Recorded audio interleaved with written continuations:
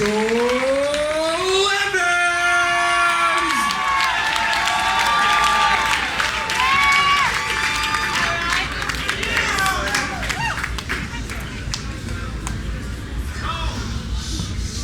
tired.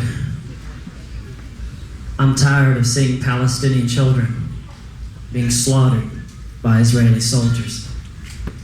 And I'm fed up with seeing modern-day David. You know, they're being cut down by their proverbial Goliaths, running through fire with a rock in his hand, and before he can even sling it in the air, you know, those bullets, well, they just seem to rip into his body, and he hits the ground and crumbles like paper, and somewhere in the distance, I can almost hear Rodney King, you know, he's asking us all, why can't you just get along?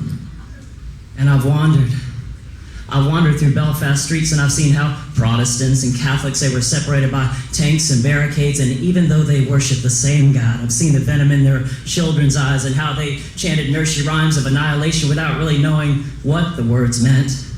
Or maybe even worse, they knew exactly what those words meant. And because of them, I'm running with them and then from them in the jungles of Liberia, who, if they manage to catch me as a member of the wrong side, of the wrong tribe, will most surely disfigure my face, rape my sisters, torture my father, kill my brothers. And I'm not reading some history book from 50 or even 100 years ago, but I'm merely pulling out my remote control and I'm clicking away on CNN as I just heard about another 500,000 Hutus killed by Tutsis, or was it Tutsis killing Hutus, to the point that I'm just like Amadou Diallo, just trying to slide out my wallet and say, officer, please, I'm just like you. Kablam, kablam, kablam, because I think the reason why the Israelis are so afraid of those young Palestinian faces is because they see themselves in their eyes, to the point that I myself am sometimes so jealous with the way that those young kids are living with so much purpose in their short lives. To be unafraid of death, well, is to truly live.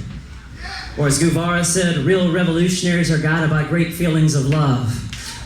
But in this case, yes, in this case, I can't seem to see the difference between love and hate. As revenge against Jews becomes a way to remember, as retaliation against Arabs becomes a way to reconcile, as we let thousands and thousands and thousands of Slovenians, Slovakians, and Muslims be systematically wiped out in a genocide, a Holocaust in 1994, not 1944, to the point that it gets so crazy that I myself, when driving down the road and somebody cuts me off, the first thing I do sometimes is I take the one thing that's different about that person, and now I'm irrationally holding that difference against them.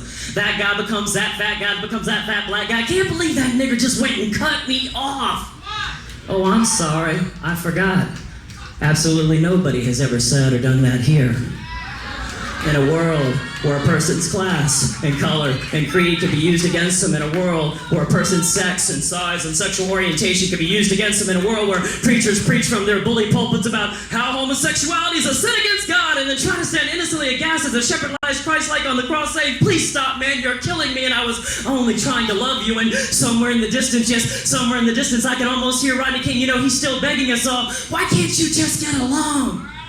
But for right now, I can't even hear the man because there's still too much blood on my television screen. Peace.